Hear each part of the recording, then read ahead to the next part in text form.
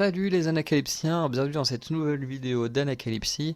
Aujourd'hui on continue les reviews de Demon Slayer avec le chapitre 12 du tome 2 qui se nomme La Loi du Silence.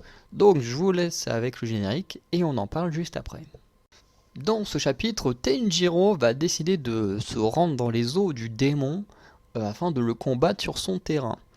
Et dans ce milieu, on y apprend que l'air y est très rare et qu'à cause des ténèbres, les mouvements sont plus lourds. Sauf que Tenjiro fera une remarque qui est que l'air y était bien plus rare au niveau du mont où il s'est entraîné. Et du coup, il a une bonne facilité à combattre le démon dans son terrain. Et du coup, grâce à une technique spéciale, Tenjiro va réussir à vaincre les démons qui sont dans le royaume des eaux, et du coup qui étaient des copies du vrai démon, mais pas le vrai. Nezuko, elle, fera presque jeu égal avec le démon supérieur, alors qu'elle n'a aucun pouvoir spécial. Mais il semblerait qu'elle puisse en obtenir un. Et alors que le démon va blesser Nezuko au visage, Tenjiro va sauver sa sœur en tranchant les bras de son adversaire, mais pour l'instant on n'obtiendra aucune réponse de la part du démon concernant Muzan Kibutsuji.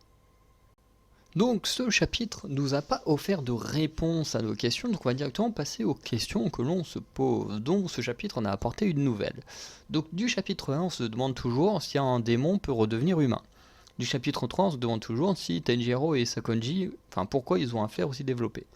Dans le chapitre 4, si on verra un jour le visage de Sakonji et si ma théorie est bonne quand il montrera son visage. Du chapitre 6, pourquoi Tenjiro peut voir Sabito et Makomo qui sont morts. Du chapitre 8, qui est le 5e survivant de l'épreuve finale. Du chapitre 9, que signifie vraiment un enfant de braise et que signifie le fait qu'un sabre soit noir. Du chapitre 11, pourquoi Muzan Kibutsuji a tué la famille de Tenjiro. Et de ce chapitre-ci, comment un démon peut obtenir un pouvoir spécial, surtout Nezuko va-t-elle en obtenir un?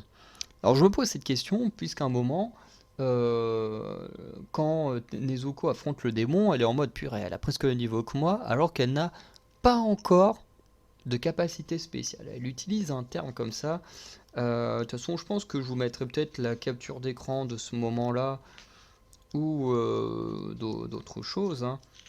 C'est pour ça que j'essaye quand même de trouver la capture d'écran au cas où.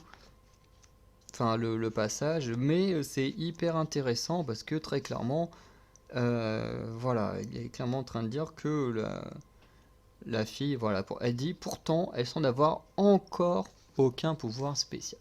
Donc il semblerait que les démons puissent... on a appris qu'ils pouvaient devenir plus puissants, plus manger de nourriture, mais du coup on a l'air de montrer que finalement, même en devenant très puissants, du coup ils peuvent à la fois obtenir une capacité spéciale, à voir si c'est confirmé plus tard, et surtout si Nezuko elle-même obtiendra un pouvoir spécial plus tard.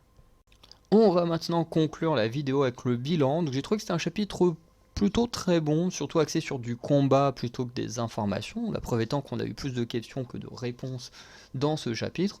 Et des fois ça fait du bien d'avoir des chapitres où on est juste là à s'éclater et à pas trop se prendre la tête avec des informations qu'on nous balance à la figure. Donc plutôt un bon chapitre. Du coup on va arrêter la vidéo là, n'hésitez pas à aller checker les autres vidéos de la chaîne Manga et Webtoon, et si d'autres vidéos vous intéressent, n'hésitez pas à aller regarder les vidéos des autres chaînes Anacalypsie, et sinon je vous souhaite une bonne journée, une bonne soirée, et je vous dis à très bientôt, ciao.